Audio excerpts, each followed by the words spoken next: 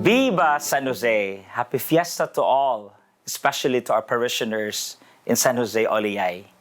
Even though we won't have our usual Misa, then Lukaw, then Nenkano, we are one in prayer.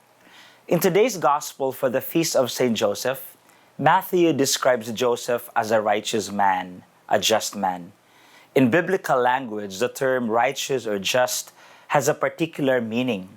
The righteous one, or the just one par excellence, is God. God who carries out His plan of salvation with constancy. God who is faithful to the covenant, despite the obstacles introduced by human infidelity. The just man, the righteous man, therefore, is someone who welcomes and receives in faith the plan of God and cooperates with it. Joseph was righteous because he followed God's mysterious design. He was just, he was righteous because he trusted in God. He followed God. He obeyed God.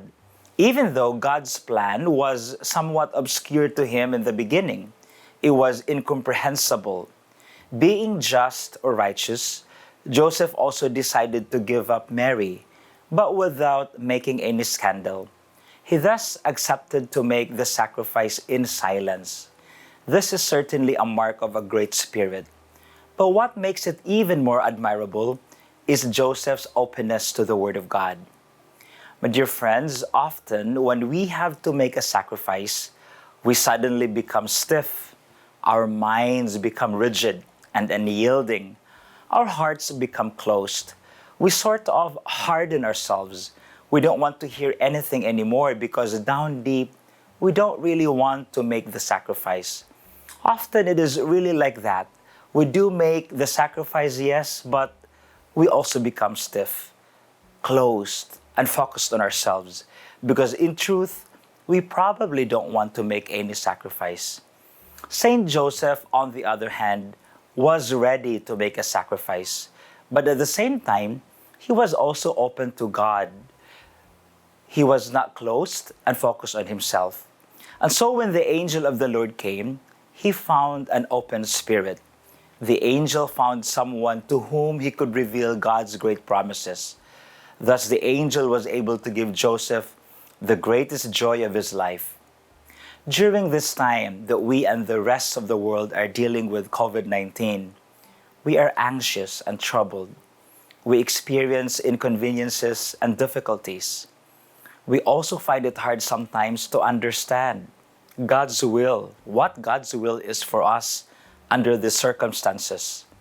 We are called to trust in God and to be docile to Him, following the example of St. Joseph.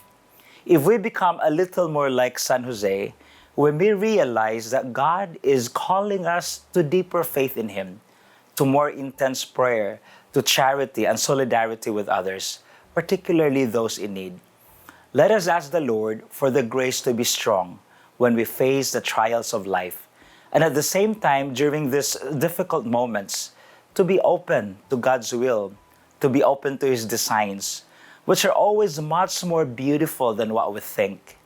We can be certain that when God seems to ask of us something very difficult, God is actually preparing a great gift for us.